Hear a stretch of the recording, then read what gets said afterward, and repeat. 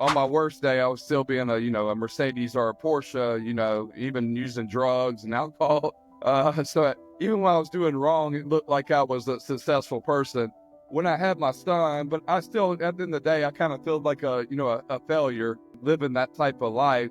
Then when you bring a child in the world, and it was gonna be my son, I didn't want to fail him, You feel right? that world is kind of glamorizing these things and linking it to success, whether these are not the signs of success. I think a lot of it do, not to get, too crazy with it, but I think the media, pumps in that fast lifestyle to our youth through the music, through entertainment.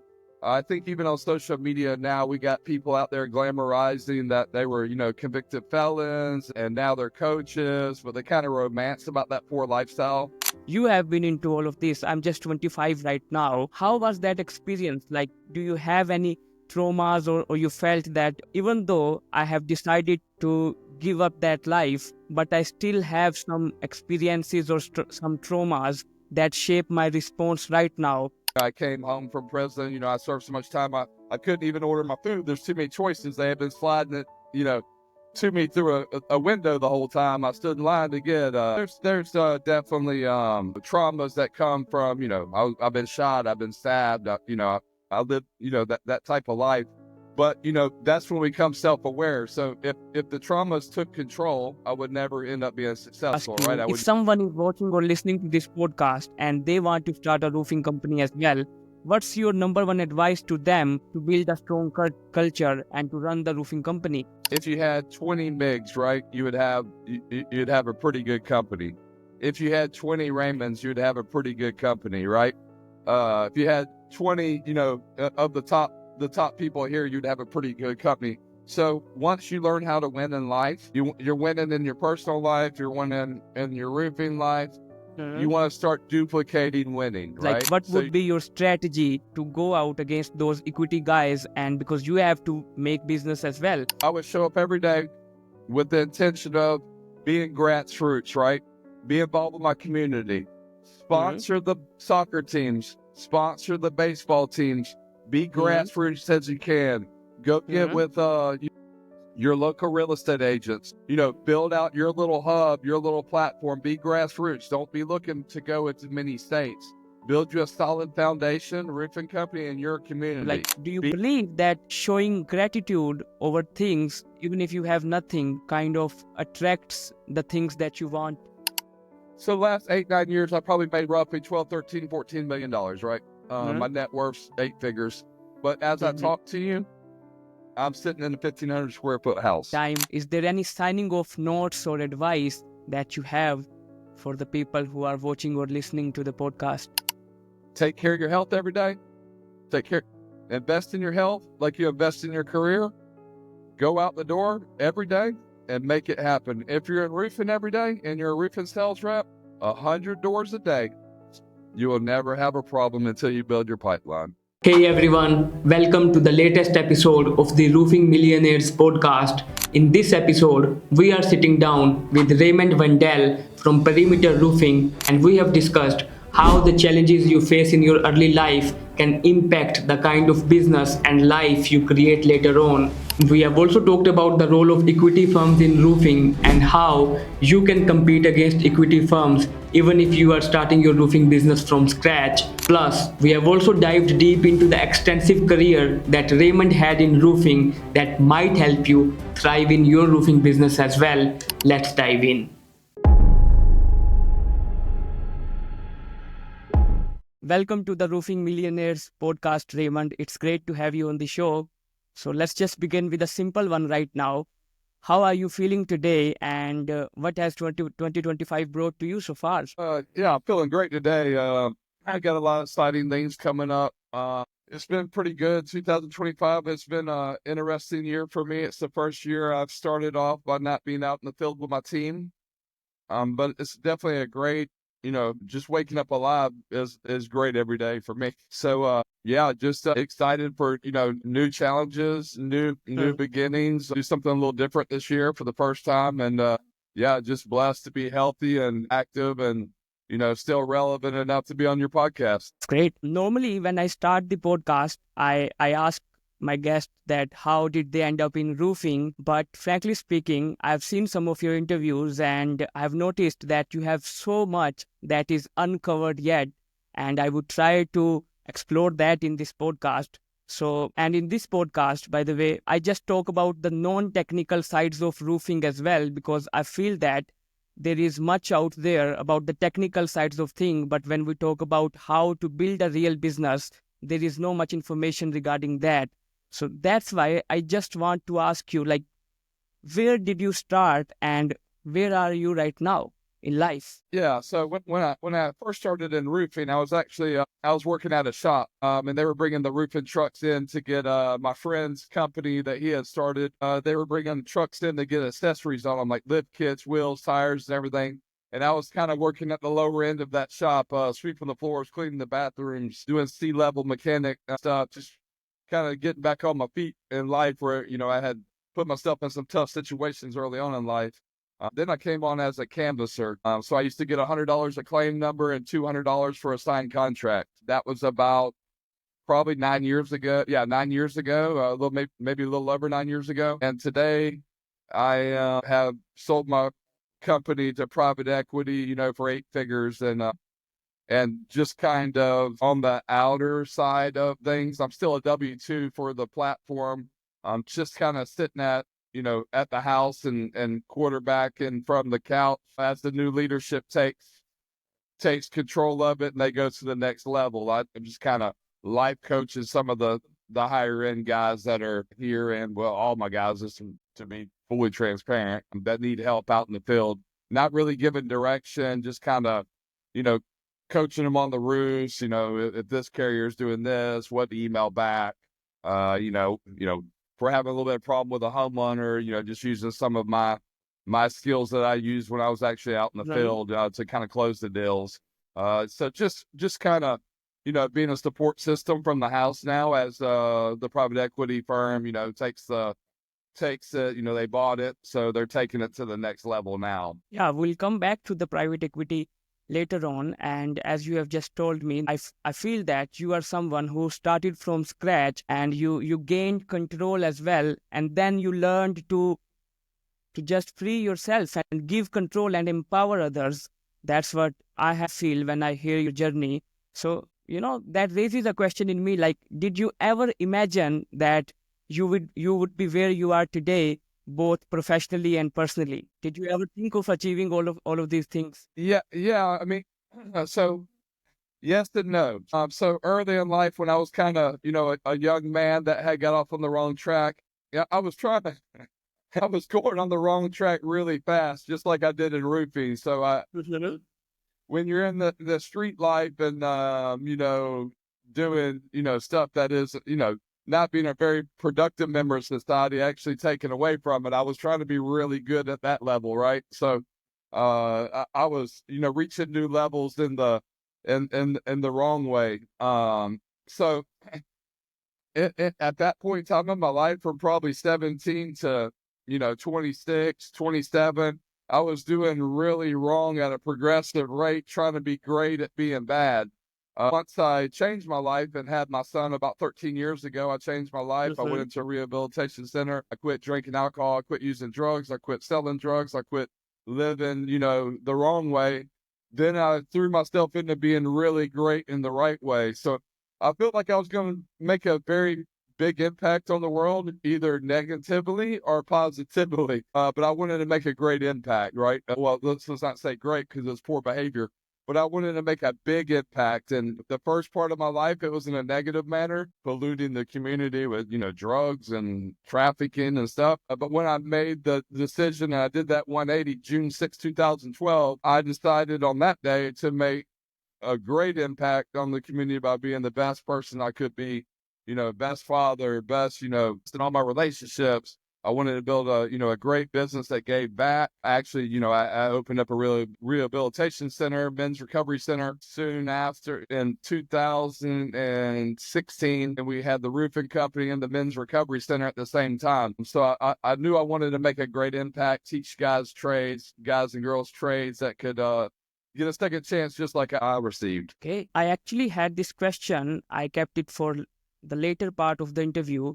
but you have mentioned it right now that you have been on the right side and on the wrong side as well. And now, if we see that if I am having drugs and if I am having alcohol, I am considered a G in my community.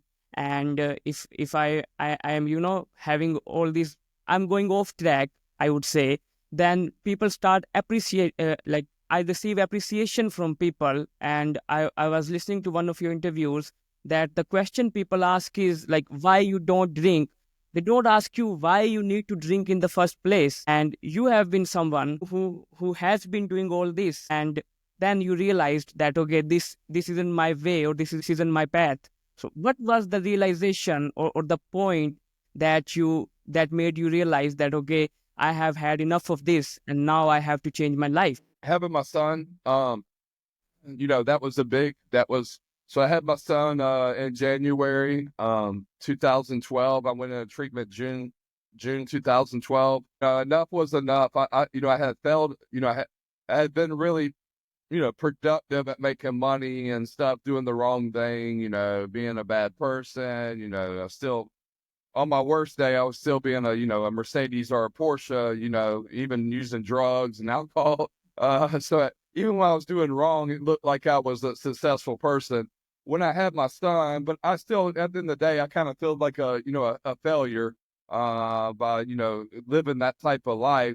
Then when you bring a child in the world, and it was gonna be my son, I didn't want to fail him, right? I'd already failed myself. I was kind of, I was getting too old to be out there, selling drugs, trafficking drugs, doing wrong. When you have a kid, that's a new chapter. So, it took me about 6 months after he was born to, close up all my loose ends. I still had a lot of legal stuff pending over my head, like a lot. And it was just enough was enough. I wanted to be, a father. I wanted to be, a productive member of society. So bringing him in the world, and he didn't ask to come in the world, as no children do.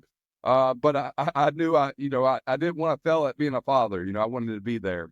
And that was probably the only thing that really got me out of that street life. Cause fast money, fast cars, fast lifestyle is attractive to a younger man.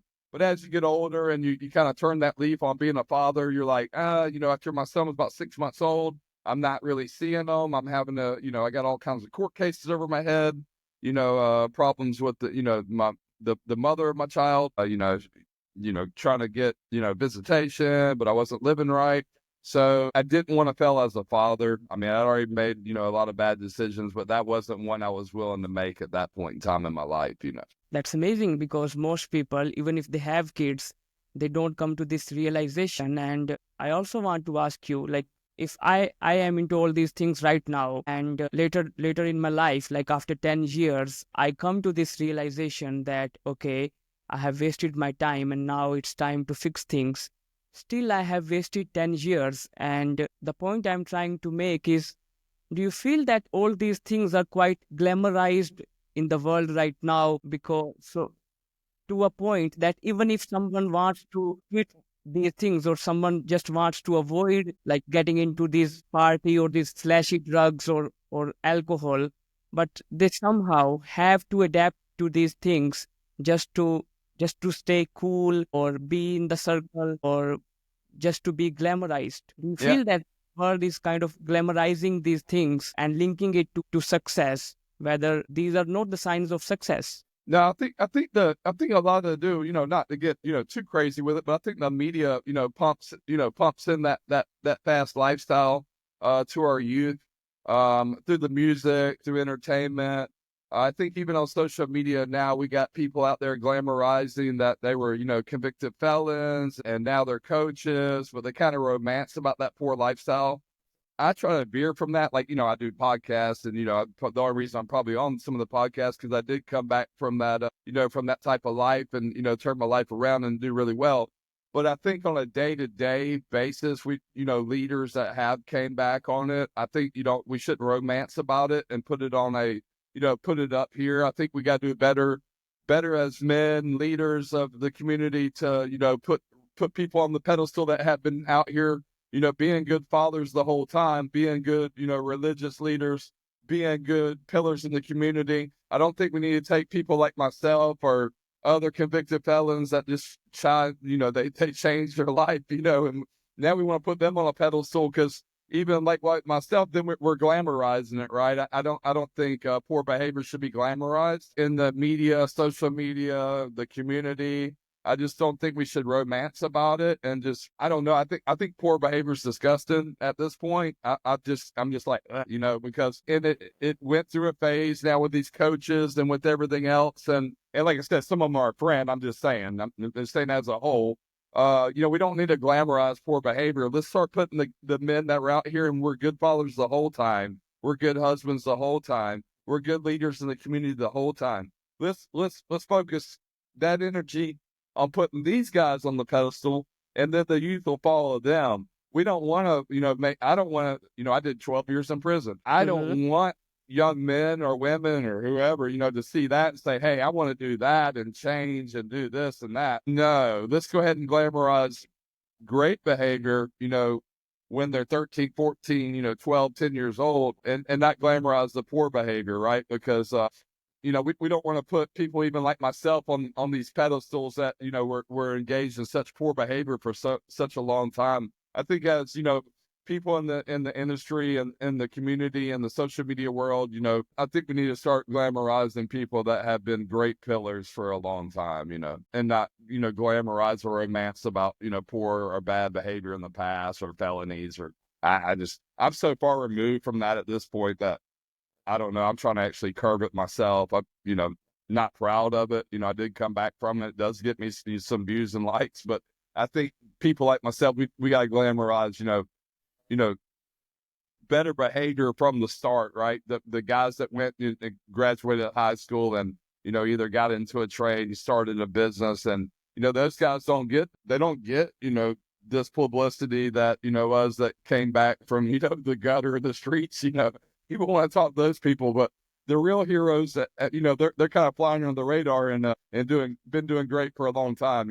Yeah, you are right, actually. And I feel that people should not have these experiences. And when you have such experiences like the bad ones, they kind of leave some traumas in you as well that you kind of carry unconsciously, and you don't even know that you are just responding to those traumas, and the responses you are having to certain situations are just results of those traumas that you are carrying unconsciously. Do you have like you have been into all of this? I'm just 25 right now. How was that experience? Like, do you have any traumas, or you felt that even though I have decided to give up that life, but I still have some experiences or some traumas that shape my response right now, and I have to get rid of those traumas or that those chaotic moments as well? Yeah, that's a really good question because yes, I did. I mean, Yeah. there's a lot of institutionalized, parts of life if you've been in institutions, like I said, I came home from prison, I served so much time, I couldn't even order my food. There's too many choices. They have been sliding it, to me through a window the whole time. I stood in line to get, yeah, there's definitely, traumas that come from, I've been shot, I've been stabbed, I lived, that type of life.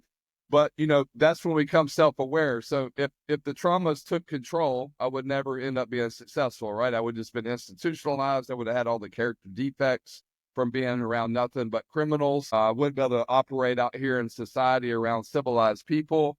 So yes, that's when they say people that come home from prison or come on the streets, if they don't address the trauma and the character defects, that's why they'll never bridge the gap.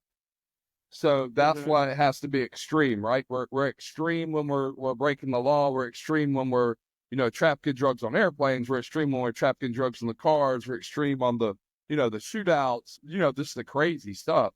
So when you get over on this side, you have to be extreme and self-aware as you were, when you were doing wrong. So yeah, if you don't, getting sober is one thing and stopping, the poor behavior is one thing, but addressing the character defects that come with it, like you said, the traumas, you'll see it in relationships, right? You'll Mhm. have trust issues, you'll have, you might have, PTSD, you might have, if you sat in solitary confinement for a long time, you might have, a lot of trauma, but we all come home, we all have trauma, right? It's somebody that, I'll look at it like this. There might have been, you might have been doing right and doing great and, and life was great for you and you got married young and, you were 23 years old and you went through a divorce, and that trauma might be as big as the trauma that I received from serving all that time in prison. And we all have our traumas. It's just how we deal with them, and we don't let it dictate the rest of our lives. Just getting, like I just said a minute ago, and I don't mean it's like a broken record, you can get sober, you can get out the streets, but if you don't work on your character defects and live with intention every day, then it will still control you. You'll just be in a prison. You'll be prison of the drugs because you didn't wholly heal from it. You'll be prison of the physical prison because you didn't deal with the trauma every day. So you really have to work on yourself. And that goes for anybody, childhood trauma of, growing up in single parent households, or, not having the clothes that, were cool or whatever. We all have our traumas, but you can take all that trauma, and when you start working on yourself and living with intention and being very self-aware of your behavior, and then anybody can become successful. It doesn't matter where they come from. You just got to be self-aware every day. Perfect. And yeah, this is something that I need to learn as well. And you are right that even if you are 23, you can have your kind of traumas, and you just need to be self-aware that, okay, whatever happened just happened and I need to recover from that. That's a good point. Let's just talk about perimeter roofing for a while. Like, I was researching and I came to know that perimeter roofing is like you guys are operating in 3 states and you have over 5 decades. And one thing that caught my attention was this group of companies, RafterX. I'm sorry if I'm pronouncing that wrong, but I guess it's a group of companies and perimeter is a part of that as well. But I couldn't find much about how it all started and how the perimeter roofing became a part of this RafterX and how this ecosystem operates. Would you tell me about that? Like, what is RafterX and how perimeter roofing is part of that and how all of these companies operate? Yeah, so it started off, it was me, Todd, and Lance, my business partners. We own Perimeter Roofing, had private equity calling me. We actually had a broker calling me saying, hey, do y'all want to sell? Y'all want to sell? I kept thinking it was like a prank call. So I was like, hey, dude, I'm on a roof. I'll get back with you. So about the third time, they were calling me like, hey, man, look, we're seriously interested in, taking you and, and buying you, or actually selling you, because it was a broker. And I said, okay, hey, talk to my business partner. He's in the office. So I kind of threw it off on him. Well, we went through a bunch of, due diligence, going back and forth. Man, it was about a year long. We ended up actually getting acquired by Sawmill Capital. They bought us. We were actually the A. Perimeter Roofing was the A. Then we bought Regal Roofing, Blue Hammer, Humboldt Roofing, then Mills, a roofing and siding in Michigan. So Perimeter Roofing started off as the platform. As we grabbed all those other companies up under us, then we became Raptor. So we're all one unit now. Okay, so you started perimeter roofing from scratch, right? Yes, sir. Me, Todd, and Lance. Okay. And yeah, that's cool. We'll come back to RafterX later on.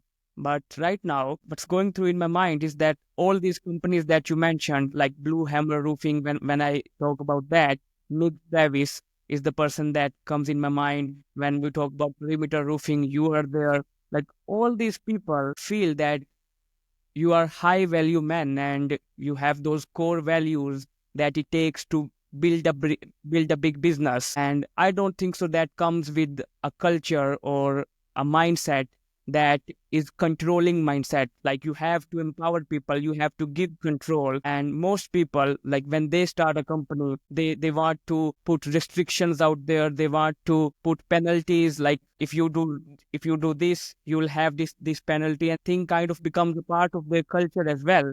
And to me, that is not the kind of culture that is scalable. So to scale a company, you have to empower your people. I want to ask you, if someone is watching or listening to this podcast and they want to start a roofing company as well, what's your number one advice to them to build a strong culture and to run the roofing company? So what I always tell everybody, if I had, like you said, MIG, if you had 20 MIGs, right, you'd have a pretty good company. If you had 20 Raymonds, you'd have a pretty good company, right? If you had 20, of the top people here, you'd have a pretty good company. So once you learn how to win in life, you're winning in your personal life, you're winning in your roofing life. You want to start duplicating winning, right? So just you got to lead by example. And I'm talking about lead by example 24 hours a day, 7 days a week, because we want to reproduce winning. So leading from the front. If you're a salesperson that's about to start their own company, don't come out of the field. You need to be out in that field with the guys 3 to 4 years off the rip. Hire your office people to do office stuff. You're a sales rep. You're not an office person. So if you think you're about to start a company, so it's an easier, so you can come out of the field, you're about to fail. You got to duplicate winning. So if I sell $2-3 million a year, which I did every year, even while I was training, I would sell 2 or 3 or hand it off to my guys, and it would equivalent to 2 or 3 million a year.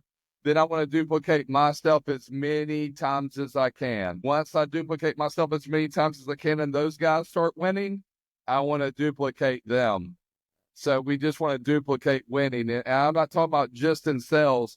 I want guys that take care of themselves, that lead their household from the front, that are a part of their kids' life. If they're not married, they pay their child support. On the weekends, they need to be, doing productive, healthy activities.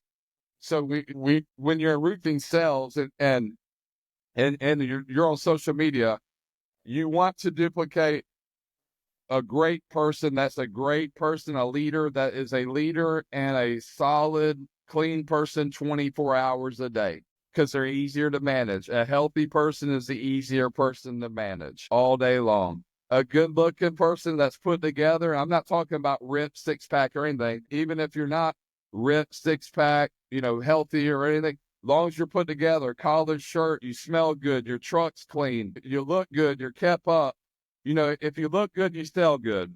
So we want to invest in these people to be not only good roofing salespeople, we want them to be good people all the way 24 hours a day, right? We want them to be, great fathers, great mothers, great companions, great everything, right? But we want to develop that person not just from 9 to 5. We want to have great people that are great productive people 24 hours a day, because you're always selling and you're always closing in life. That's interesting one, because one of my guests was John Chan from the Durable Group, and he actually mentioned these same things as well.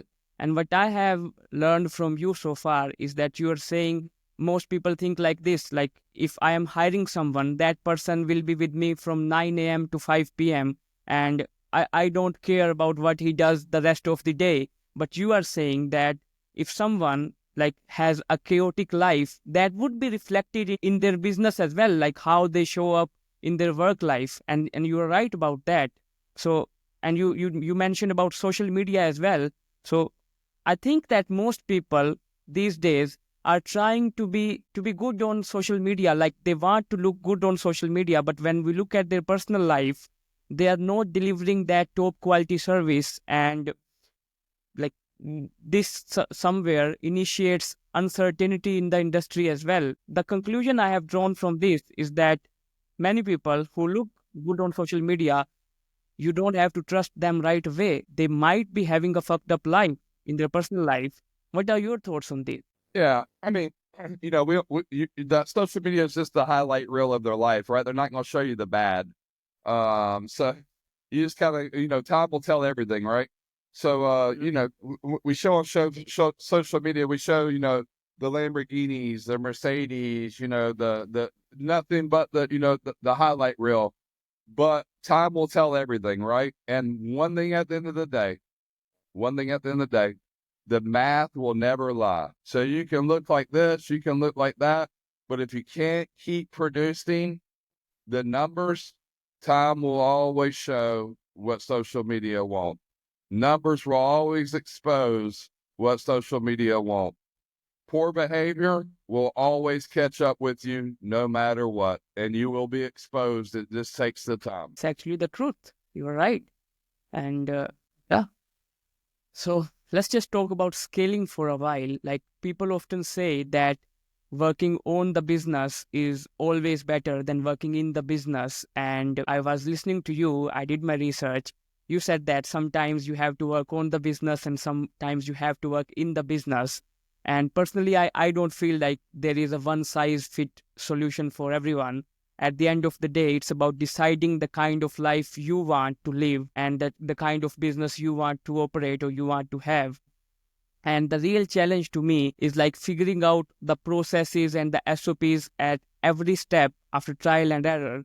So, but most people, like, they want to have a life filled with freedom, and they just like they are too much enthusiastic about designing that life. They don't focus on the business side of things because they are always focused on scaling, working on the business, and they never take time to actually do the trial and error process and actually face things and tell their team, okay, that I have done this, and whether this has worked or this has not worked, this is my experience, and you can shape your processes and your SOPs based on that. But I see most of the times people are just chasing freedom, and they haven't defined what freedom really means to them. And like you said, they are inspired by those coaches and gurus out there with the definition that you have to have a life where there is no work, you just have to be on vacation every time. Whereas I feel that you need a life you don't need vacation from. So what's your definition of business freedom? Yeah, that's the most lazy saying in the world. I'm gonna start. What was it? I'm gonna start working in. I'm gonna start working on the business and not in the business. That's somebody that's got a little tired and they're saying, "Hey, I want to step back a minute and I'm gonna take a break." That's the line of complacency without actually saying it. When you're an owner or a leader at the business, you are the business 24 Mhm. hours a day. I'm gonna step back. No, you're gonna stay in it. You're gonna keep your foot on the gas. You're gonna build systems and processes. You're gonna use CRMs. You're gonna build out, door knocking, canvassers. You're gonna have lead generation. I never, to this day, if private equity told me right now, Raymond, hey, we need you at adjuster meeting at 4 o'clock. I got Mhm. my truck. I got my ladder. I got my pitch hopper. I'm ready to go. You are the business. When you're an owner and you're scaling it, there's no, hey, you gonna step back. You gonna step back, and start working. Who's gonna work in the business? It's your business. Who's gonna take care of the business like it's yours? Yeah, there ain't no, yeah, I'm gonna step, yeah, you step back if you want. Watch your numbers go. You got to keep your foot on the gas. That's that laziness. That's when the entrepreneur is getting tired. They go, I'm gonna step back and work on. No, no, no. You better stay in that business and keep your foot on the gas because it's your business. Nobody's gonna take care of it like it's yours. Unless you're about to give somebody some shares or a piece of the pie. But yeah, you're the business 24/7. You are the brand. You're walking, breathing the brand. There's no letting the foot off the gas. The roofing changes every day. Technology's got into roofing, right? So, you build a system and a process, a sales process. You Mhm. adapt that into the office. You have your Mhm. CRM. You better use everything in that CRM that's designed to do if you want to scale. With a CRM, you can be in multiple states. You've developed your guys into be leaders, right? You train them from the front. You duplicated yourself and you instilled it in those guys, and now you're ready. You're ready for those guys to duplicate their self because you're proud of what you duplicated. I did that. My sales managers were trained by me. Now I'm ready to duplicate them with the CRM. I can put them in Tennessee. I can put them in Alabama. I can put them in South Carolina. I can put them in North Carolina. Okay, now we did all that. We have SOP, standard operating procedures. Okay, so now we got them everywhere else. We're scaling, right? We're scaling. So what do we got to do? Now we got to develop a door knocking SOP or standard operating procedure to run our canvassers. Then we built, the technology's coming in the roofing, lead generation. So we build a call center that's pumping out 200-300 leads a week. We're handing those all out. We got our canvassers knocking the door and we're handing those leads out, and we got our closers going to climb. But there's no, when you're scaling, there's no working, taking that break. That's when I hear people say that, I say, oh, okay, so you need a break.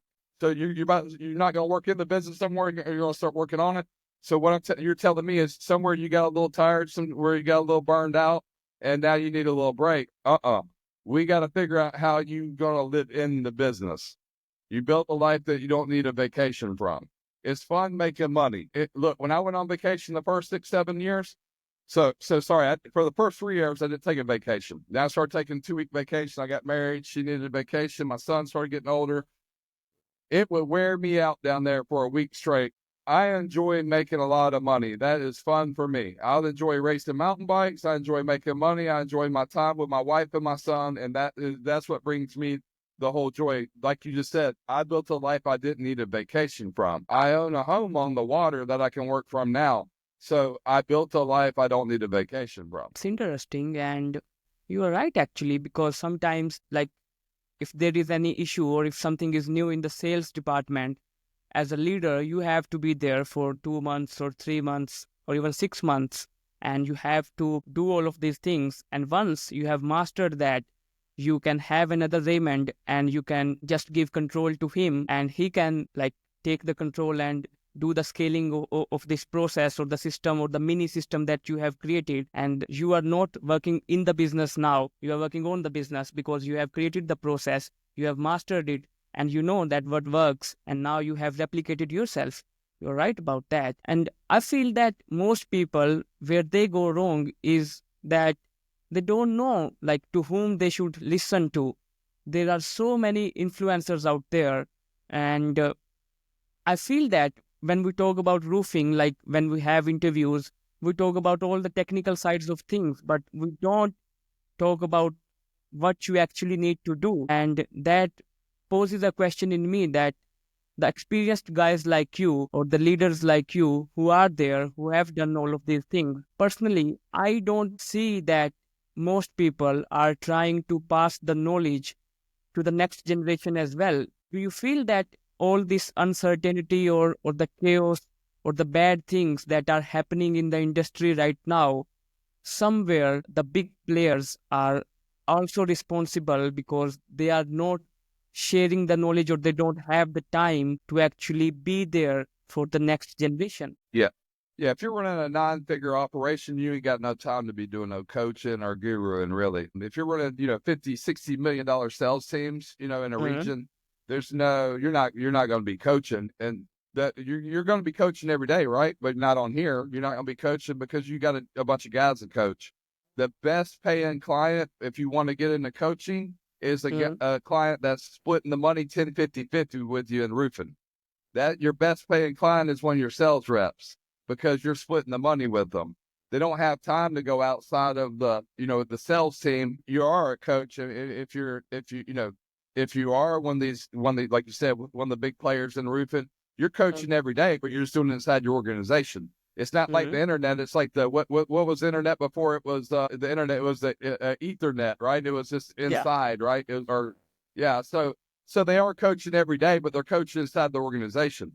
When I was out there running, perimeter roofing, the sales team at perimeter roofing on a day to day, if somebody wanted to learn stuff, I say, well, come do your subcontractor agreement and join the team. I'll teach you everything, but I'm going to get paid the whole time I'm teaching everything, because you're going to be at 10, 50, 50 splitting the job with me. But I'm going to train you to be a $1 million producer, multi-million dollar producer. So we're coaching every day, but you need to sign your subcontractor agreement, come out here and get with me, and let's make some money together. And that's with all the big players.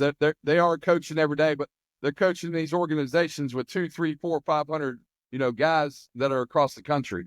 But they are coaching. They're on the Zoom calls with their sales meetings.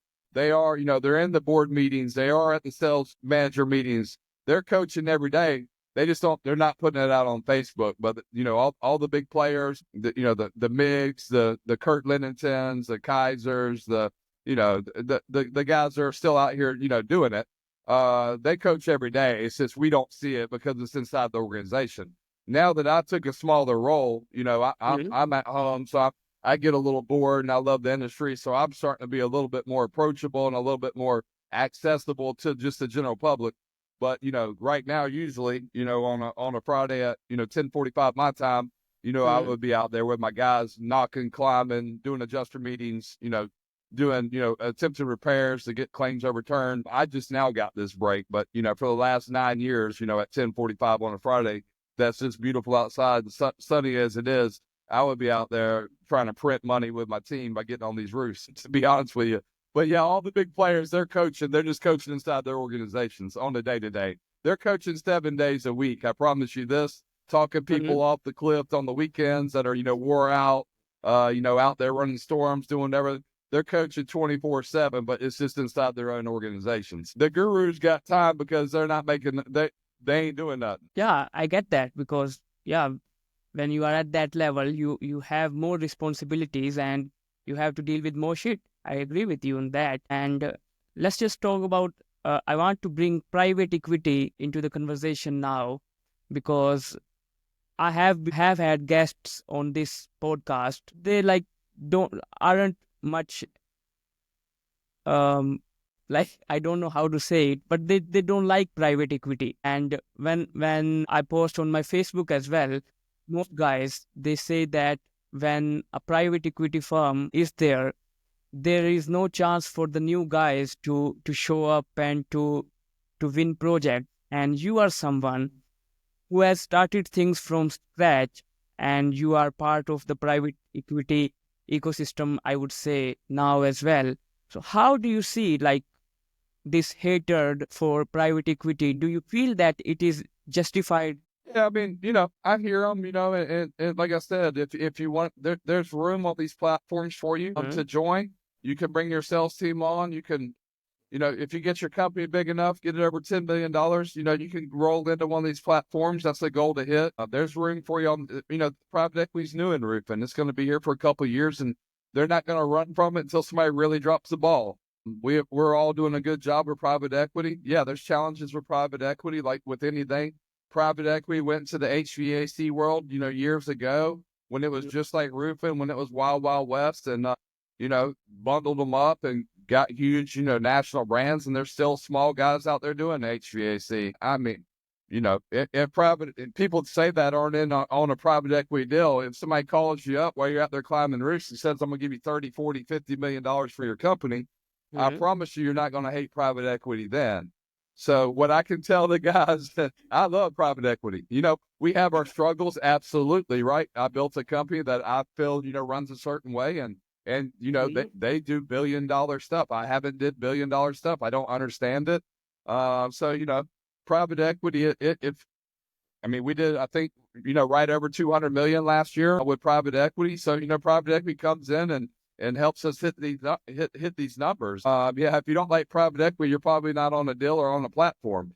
But for us that are on here, they're bringing a lot of stuff to the table that are helping these companies scale. They're bundling them up. They're buying them. It's exciting time. I just tell the people that aren't with private equity, get over $10 million and start having those conversations. And then you'll start enjoying those private equity conversations a lot better when you get gobbled up by them. Yeah, I mean, I get what the guys were saying, this, that, this, and that. Well, I guess you got to pick a side, but I promise you the better side to be on is when they write you an 8-figure check and you're with private equity. I don't want to be over there having those conversations where I'm mad at them. I love them. They changed my whole family's life, and I'm going to support it, and I'm going to tell people to get with private equity, to level up. They're going to bring some stuff to the table that's going to be confusing. It's going to be hard.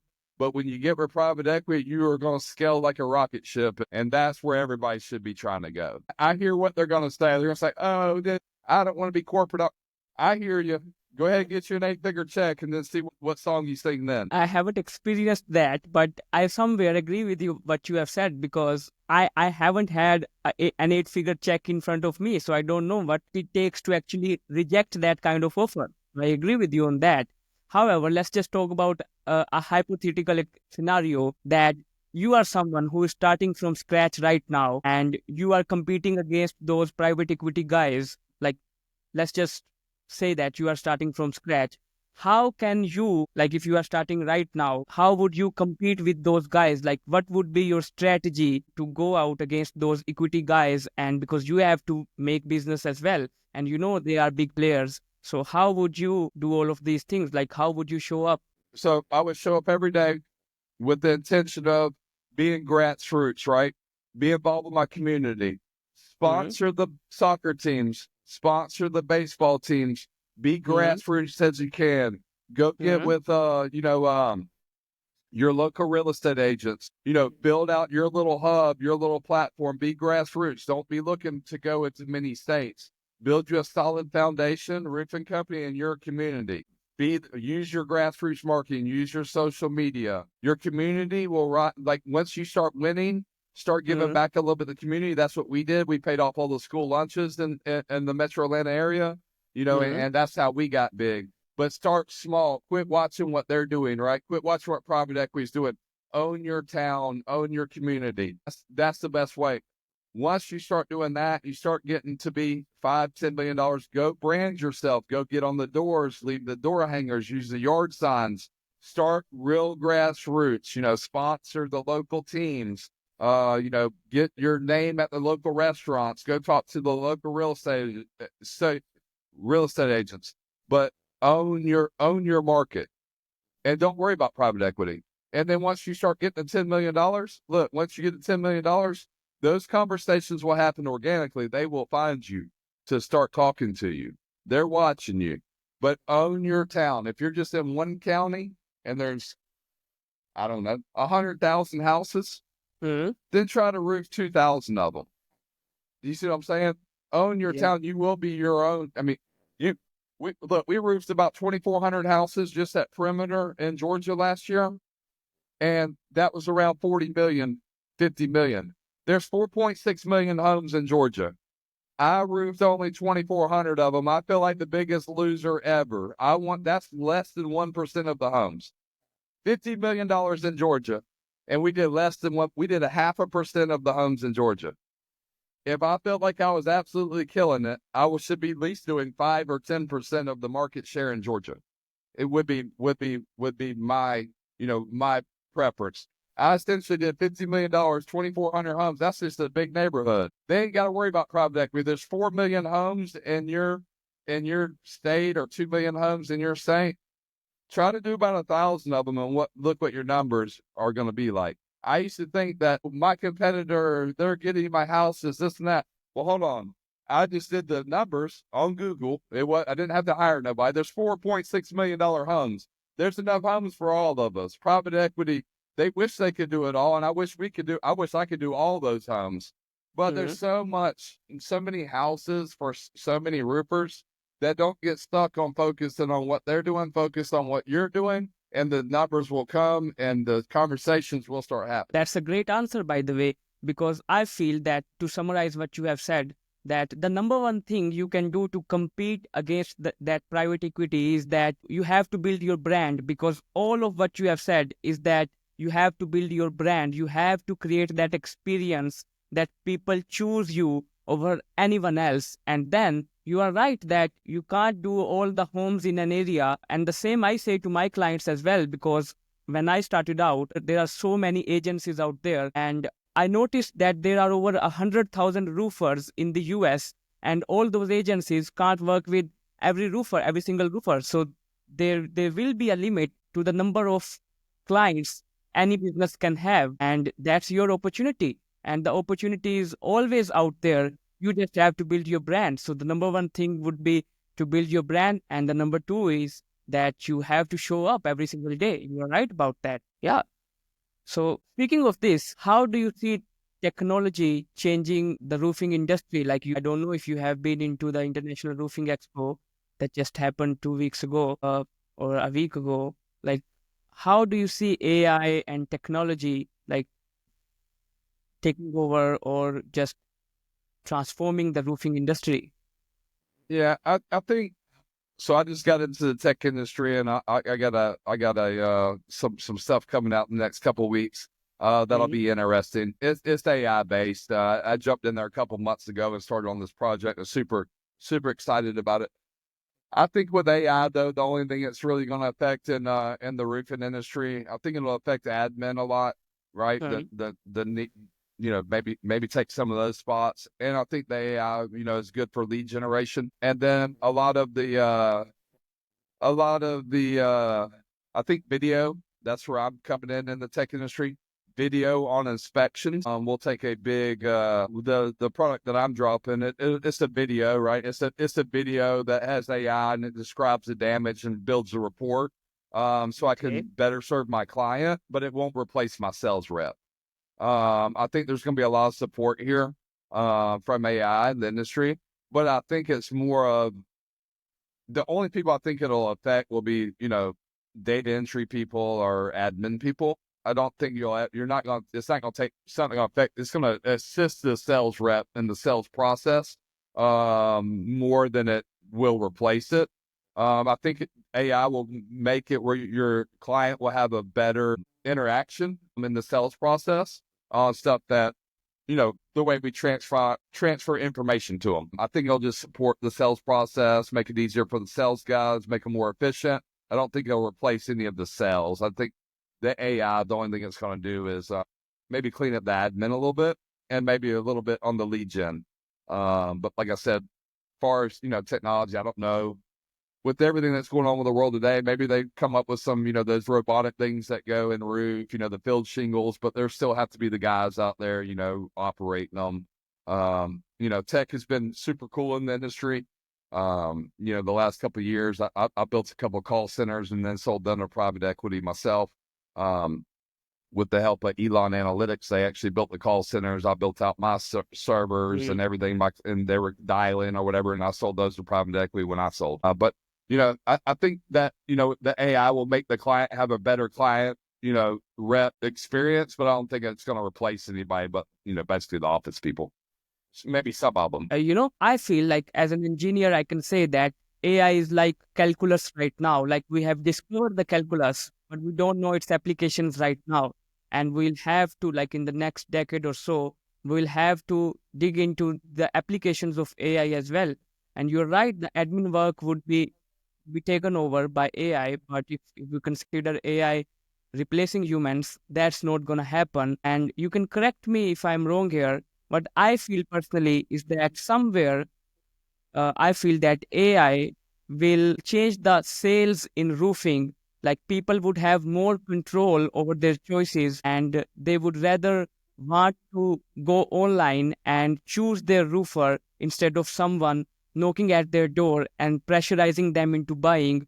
Because I feel that with AI, you will have more content creation, you will have more social media, and people will see more roofers or more guys on their mobile phones or on their screens, and that is the thing that would inspire them or that would encourage them to have the control over their choice. So how do you see like the future of door knocking combined with AI and online marketing? Because I feel that the door knocking will be like, it would work, but people would want to have more control over their choices. And if you can combine that with online marketing or content creation, that would enhance your performance in door knocking, or it would be completely dead in a decade or so. Yeah.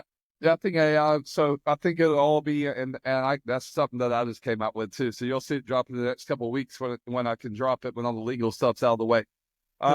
So I think door knocking will always be a thing, but I think with the AI, what we leave on the door hanger will separate us.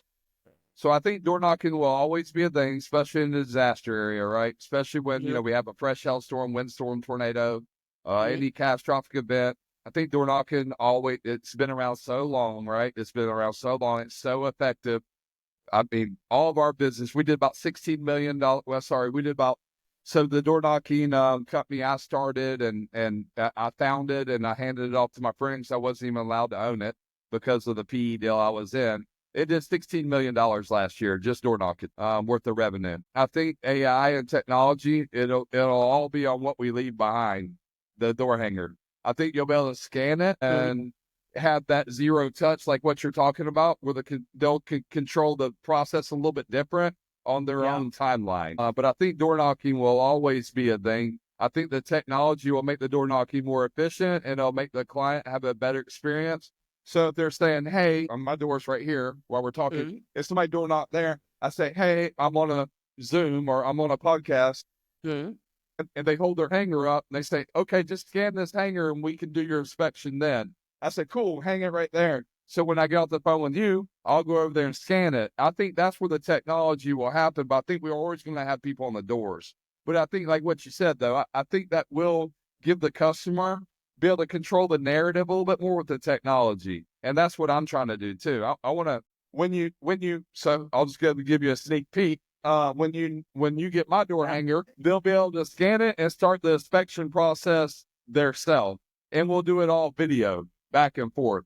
so they control the narrative. Like you said, they won't be pushed into that corner any longer. Hey, this, the interaction. I think people are more introverts now, and they'll be able to control that process a little bit more. And I agree with you on that. And that's why I developed what we just developed with me and my team, I love where to the see that, client by the does way. control the narrative a little bit more. I love to see what you will be coming up with in the next week or so. Can love to see what you are Yeah, developing. I'll send you a link. I'll send you a link, and you can do one yourself. Thank you. Thank you.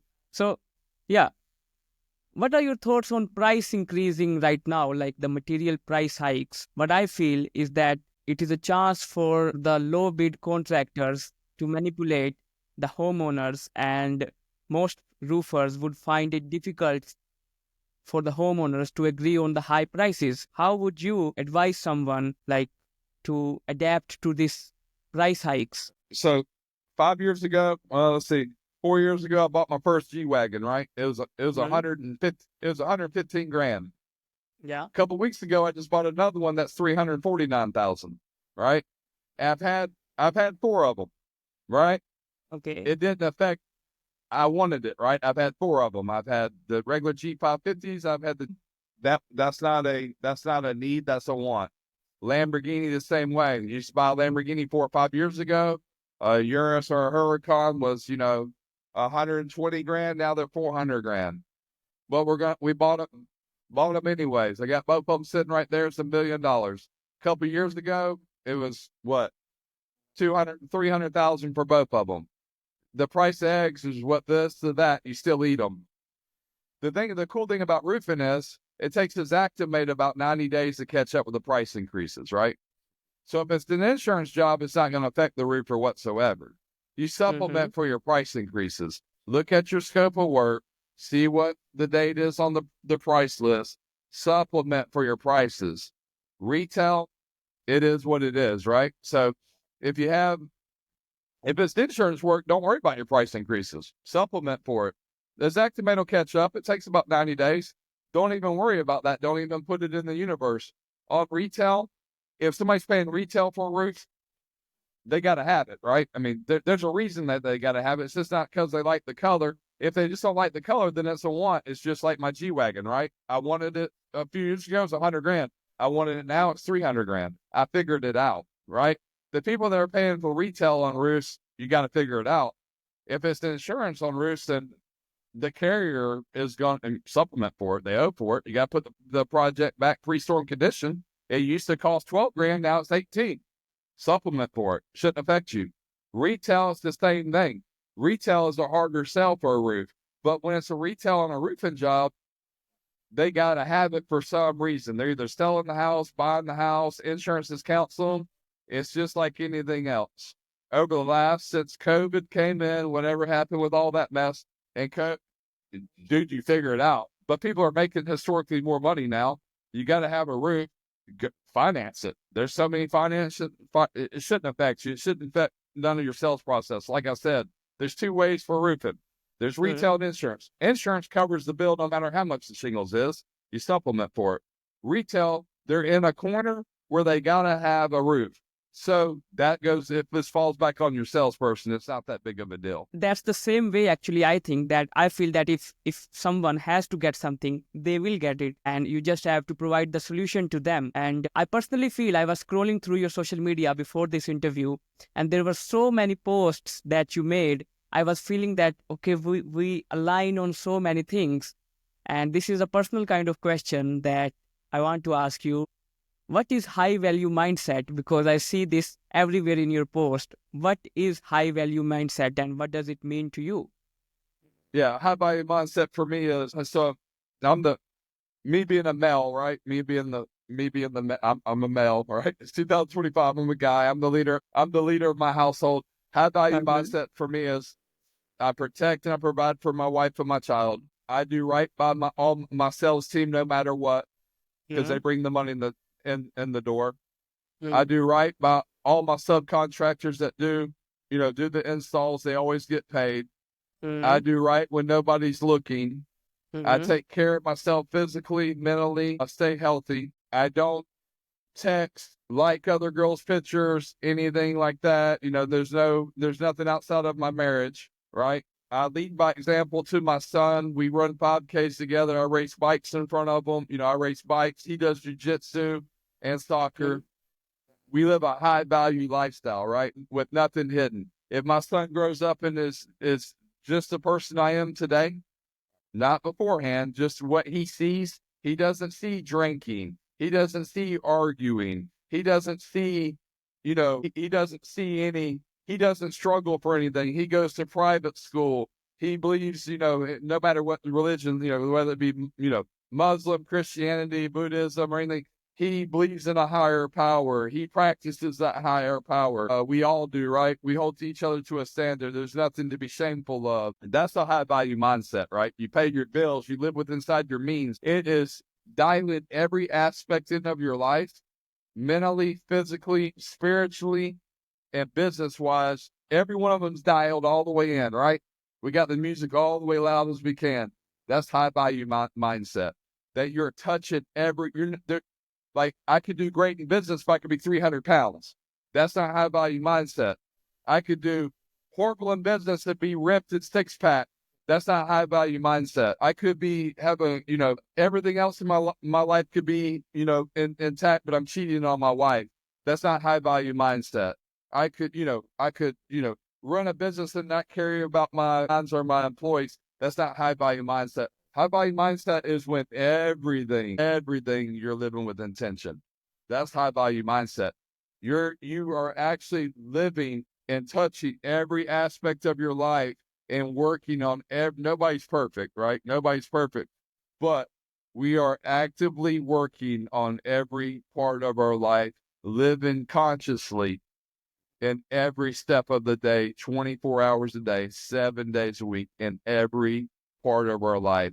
We are thinking clearly and morally about every move we make. It's powerful. And yeah, I was watching a reel by like Trump, and he was telling his kids that you have to get all straight A's in your school, and then you have to do like no drugs, no tattoos, and nothing. And this is the standard. Like when you set your standards for your kids or the upcoming generation, it's good. And what I take away from this high value mindset is that you have to give your best in all the domains of your life, and you have to constantly improve, and you have to believe that if you actually give your best, you can't fail. Yeah, in every aspect of your life. Like when I was working till 8, 9 o'clock at night, when I'm out there with my guys climbing the roofs, doing the just for meetings, everything, I still come home. I would come, change my shoes, change my clothes, go in this door, out that door, and go to my gym. I would be out there 11 o'clock at night, still getting 30 minutes of fitness in, because it's not only good for my physical health, but my mental health. I want to practice what I preach. I still try to, now I do struggle a little bit on eating clean. I'm not ripped, and I'm 47 years old. I try to be slim and fit, but I live with intention every minute of the day. If you're winning in your personal life, I promise you this. When you get dialed in with your marriage, you get dialed in with your fitness, you get dialed in with your eating, you get dialed in, running, biking, gym. I promise you this.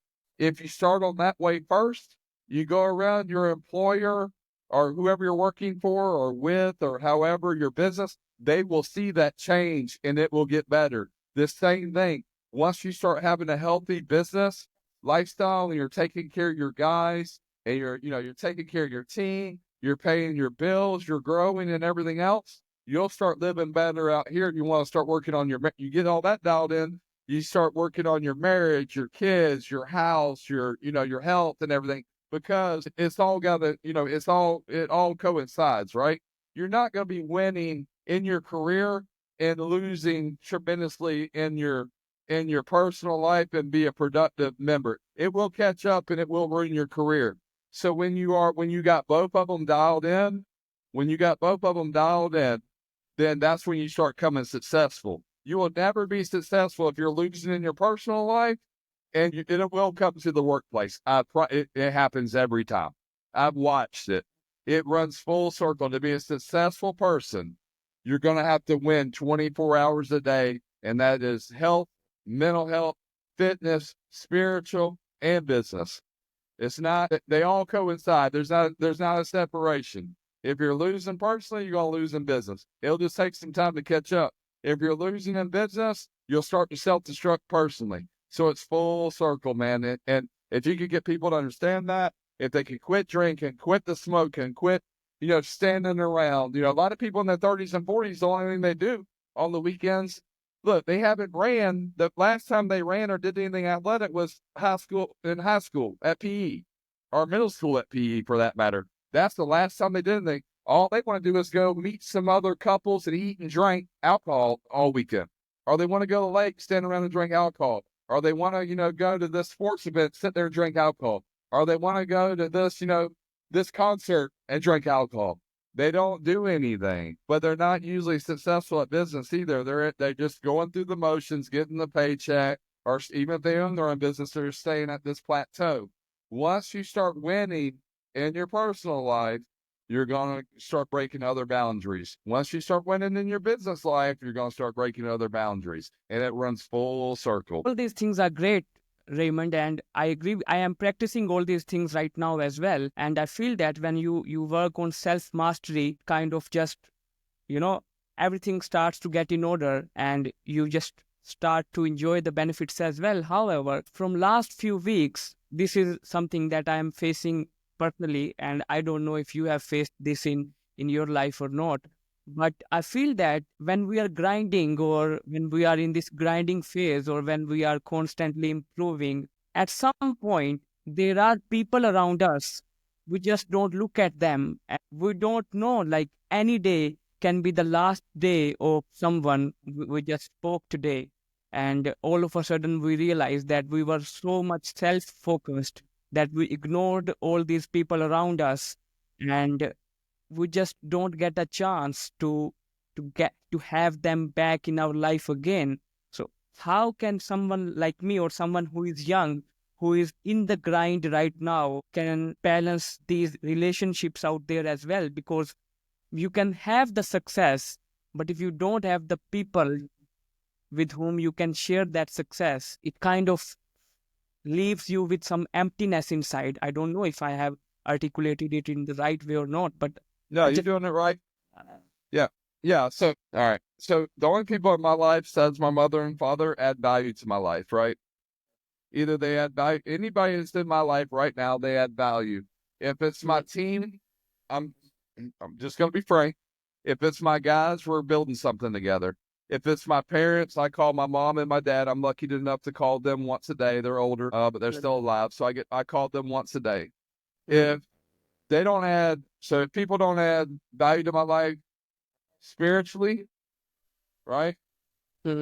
Monetarily, or however you say it, monetarily, I think that's how you said, monetarily, or some type of joy of companionship, then they're not in my life. And that's okay, right? So, like most of my friends that I hang out with that I don't make money with, they meet me at my bike races. They meet me at, when I go ride my bike. Other than that, I don't have time. When people say remember that saying, it's lonely at the top? There's no lonely at the top. It's just you outgrew a lot of people. You're still, when you're in those circles and you're in this grind state, you're around people, you're around me right now, right? So you're going to be around, you can't drag anybody. You will outgrow people and it will be weird, but you're doing it for you. You're not doing it for them. You can't drag them along. Hey, that's what social media is for. If you want to share a win, share it on there. They can either choose to like it, love it, or keep scrolling. But you're doing it for you and your family and your future. It's okay to do it alone. And that's what people don't realize. They got to have, look, so sheep run in a pack, right? You look out there in the field, it's a whole field of sheep, right? Wolves, you'll see one wolf up here by itself. You'll see a lion by itself.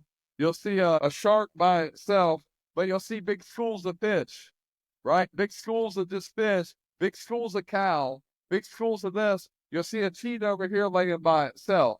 It'll go back to the den later on, but it's going to go out there and hunt by itself. And that's what you got to figure out. Are you a pack animal or are you a lone animal?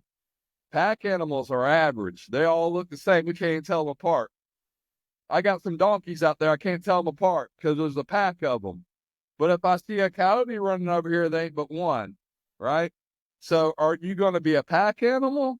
Or are you going to be a lone wolf? You're going to be a lone lion. So that's the two difference. So when you're in the grind state, you're by yourself, you're that shark, you're that wolf, you're that lion, you're that cheetah.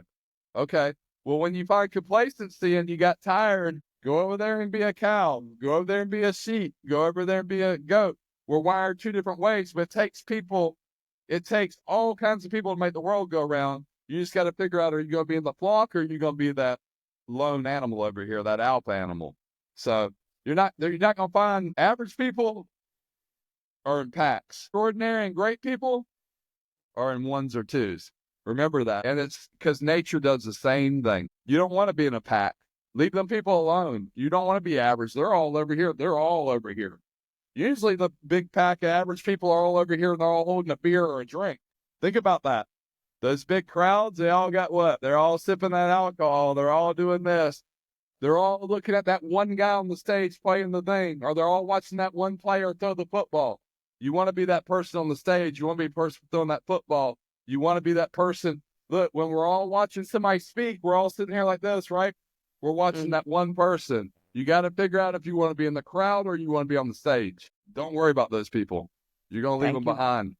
You want to leave, you're winning. Hey, if you're alone after a long day of killing it, you're where you need to be at. Remember that. Thank you. Thank you so much. And I'll keep that for entire life. Like, this is so powerful and you have clarified so many of my thoughts, because I used to feel that if people are around me and, sometimes my friends even complain like I'm not giving them time. But you are right. It is not important that you are making money with everyone. However, they have to add value into your life some way or the other. And if they are not adding value, they are not meant to be there. You're right. And yeah, thank you so much for that. And as we are heading towards the end, Raymond, I want to ask you, like, do you believe that showing gratitude over things, even if you have nothing, kind of attracts the things that you want? Yeah. So you should say, so showing gratitude, even if you don't have a lot of things or be thankful for what you got. Yeah. Yeah. So the house that I'm talking to, so the last 8-9 years, I probably made roughly 12, 13, $14 million, right? My net worth's 8 figures. But as I talk to you, I'm sitting in a 1,500 square foot house that I bought for $65,000. So I made a promise to myself. Once I made my first million, I almost moved, right? So I said, no. This will be my grounding. I'm just going to redo this house. So I redid this house. And every morning, I only wake up here every other week because I live in Florida too. But this is my gratitude, right? I don't have any. You see a mirror. There's no pictures. There's no nothing in here. There's nothing in here. There's no little trinklets. There's no nothing. It's bare. It's all glass or mirrors or screens, right? And even a digital fireplace. There's no little things, little chickens, no little statues, no nothing, right? But I show gratitude every day. First and foremost, there's no Rolex. There's a Garmin watch, right? There's no nothing. I have a couple of nice, necklaces that were given to me by my team or whatnot. So I show gratitude every day I wear simple clothes with no brand names on them. You'll never see me with a shirt with a brand name on it. I wear jogging pants or windbreaker pants every day. I like my accessories. Like I'll have like a Louis Vuitton wallet or something like that, or a keychain or something. But I keep it real simple to show my gratitude, my simpleness. Live in a small home. My house in Florida is not big. It's nice. It's not big, but I show gratitude for everything I got by being a minimalist. I don't need a lot of things to be happy. All I need is my health and my able body, and I will become a millionaire in any country or anywhere you put me, right? Because that's how I show my gratitude. I want to keep it super simple. I do drive nice cars, right? But I do travel a lot. I drive nice, safe cars, but I travel a lot. But everything else, when I walk around in simple clothes because I want to be approachable and I want to show gratitude to the people that I'm around. I don't want to smear it in their face. I sat in the room with billionaires with private equity with just sweatpants on and a t-shirt on. And, I think and that's who I am, right? I'm not wearing, crazy stuff. I'm not a movie star. I don't do photo shoots. I do post a lot on Facebook, but it's not pictures of me. If it's a picture of me, usually it's a picture of me and my wife, right? because I show homage to the hustle, right? To the hustle. And I show gratitude. I give a lot of little nuggets out on Facebook. I'm a coach for SVG, but I haven't did anything yet, right? But I show gratitude. Like I don't really have any competitors because there's so many roofs for everybody. But I show gratitude. If somebody asks me a question, I answer it. Even on Facebook, I answer their question. Just staying, down where you're approachable, I think is showing gratitude on a day. If you're worth $1 million, you're worth 10 million bucks, you worth, whatever, 100 grand, you're worth 10,000. Showing gratitude is, being humble enough to, have decent conversations and not separating yourself from, the other people in the industry. I show gratitude to the industry. It changed my life. I love it. I always will try to stay a little bit in this space. I volunteer my time into the industry. I just think, we should show gratitude and not only show gratitude, we should stay a little humbled no matter what our success is. I'm getting so much to learn from you. And you know what I think, that you don't need to live in a 10,000 square feet house, because most people do that. And most of 80% of the house is always empty because there are just 2 or 3 people living in the house. And the reason why people do it, it's because they haven't defined their rights and wrongs in the beginning. They don't know what they have to do and what they don't have to do. And this is what I have learned from you so far. Thank you so much for that answer. Let's just say, let's say that your kids are watching this interview 5 years from now. What would be the lesson or advice you would want them to stick to their entire life? Just watch what I do and do what I do. I'm not gonna tell you. I'm not. A lot of parents out there, it's weird. So I live the example, right? So Yeah. you'll see a parent out there and he'll have a big old belly, right? He'll have just a big old belly, and he'll be kind of sloppy. And then you'll see, the wife will have she'll be, out of shape, probably can't bend over, do anything. And then the kids will be there too, and they'll all be, out of shape and not put together too. I live the example so that there's never going to be I don't want to be a hypocrite, right? I want my child to see what I did. Like I said, I've been sober since he was 6 months old, and that's all he knows. So that I'm just following my footsteps. I don't have to tell him nothing. I'm gonna show him every day. So my last question to you be is, the living example. I don't have to tell him to do anything. He sees what I'm doing and just follow my footsteps. It's not do it. What I forgot the saying. It's do as I tell you, not as I do. I don't live that life. You do as I do, and I'll be happy with your accomplishments. Just do what Dad does, and you'll be fine. and what I feel, I'm not a dad yet, but what I feel, when you have that heroic kind of personality, like you are the charismatic person in the home, your kids kind of automatically start to follow you. You become their inspiration as well. Like, you don't have to tell them, do this, do this. They just follow you naturally. Yeah, they eat what you eat. They go where you go. I don't go anywhere where my kid can't go. If I go watch a fight, we sit at VIP. My kid comes with me. If I go to a bike race, my kid comes with me. If we run 5Ks or 10Ks together, my kid comes with me. He's my only example I'm putting in the world. I don't go anywhere where that's 21 and over that has some type of something my kid can't be involved in. Work out here on this 65 acres in front of me at my house, and he does too. So I'm the living example for him. There's no just perception. It is real life, and we got to get on top of that. If my kid sees my social media, I don't cuss on my social media. I do. I'm not perfect. I do cuss, here and there, but I'm just saying there's nothing that he can't see. You know what I mean? There's nothing that that's my only product. I'm duplicating myself, not only with my sales reps, but with my kids. So everything, what you see from me 24/7 is a direct representation of either my brand or the company or my child or my wife. So we are who we are.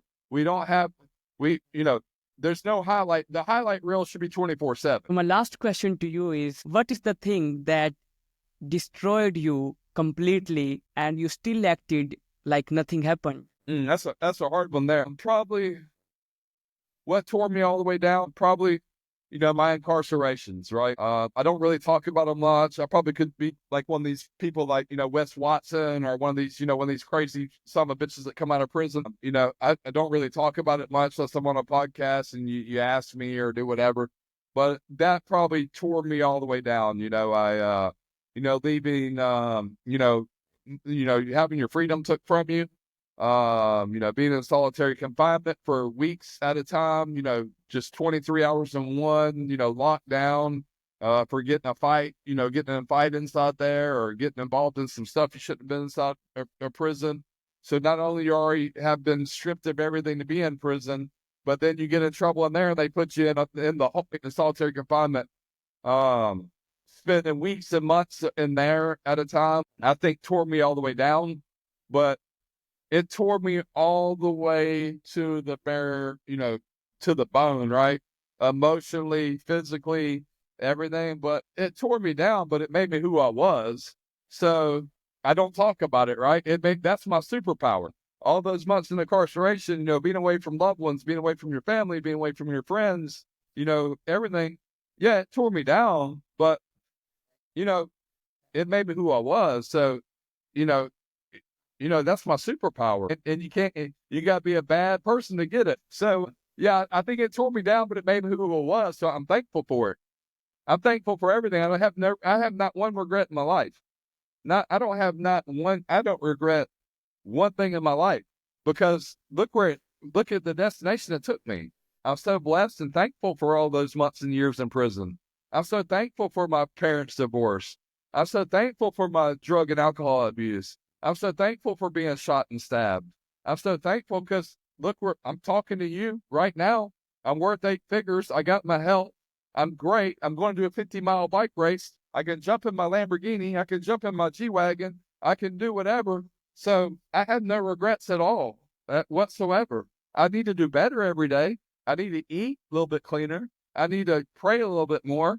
I need to, tell my wife I love her a little bit more. I need to give her a hug and not be on the phone so much anymore. But I am thankful and have no regrets to where I'm at right now at 11:31 today. And you should always live like that. Listen, there's nothing bad ever happens to you. You never lose any money. If something bad happens to you, that was just a lesson that you learned. It wasn't bad. It shakes and molds you. If you lose, I lost one time, I lost $400,000. I lost $400,000 one time, I lost $60,000 another time. Stuff like that. That's not nothing bad. It wasn't nothing bad. It was fine. It changed my lifestyle. Didn't lose my day. You know what? That's just a lesson I paid for. One cost me $400,000. One cost me $60,000. I should be thankful for that because I learned the lessons and never did it again. So life is just all a perception. Nothing bad ever happens to you. You never lose any money. Either that was a lesson you learned to make you stronger, or that was a lesson you paid for monetary to learn not to do it again. And life is all a perception. You can wake up in an alley, or you can wake up in a mansion. But long as you wake up and you have nothing bad happens to you. You just keep learning the lessons, and that's it. There's no difference. We're all born the same. We're all born human beings. We're defined about how we react when something's reacted to us. Something happens to us, we're defined. The person we become is how we deal with that problem. But we're all the same. So if I went to prison the first time and chose to be a victim, oh, this happened to me, oh, I'm a felon, I'm never going to be nothing. Or I could go to prison the first time and learn, whoa, don't do that again. Now I'm going to go out here and do this, this, and this. We are just what life throws at us. Our character is how we react at what life throws at us, or what God or whoever, whatever. That's what defines us. But we were all born equal. You answered that beautifully, and I got so much to learn from that answer. And one thing I have noticed also is that everyone I have met who has really achieved something big in their life, they never regret anything. And you are right that life is just a perception. Like oftentimes we think that, okay, this is the destination and all those things that I have been through took me to this destination. But on the very next day, you realize, okay, this was not the final destination. It was just part of the process. and I don't even know where the road is taking me. And 10 years or 15 years down the line, you have become a millionaire or a billionaire, and now you are grateful, and you are grateful in the process of grinding as well. So all of that was just part of the process. That's what I have That's all it got was. It from was you. just a lesson you paid to learn. That's it. And keep moving. Don't do that again. Cost me 400 grand. Don't do that again. Cost me 60 grand. Don't do that again. Well, there's 90 grand. Better quit doing that. Yeah, it's no, nothing doesn't break you.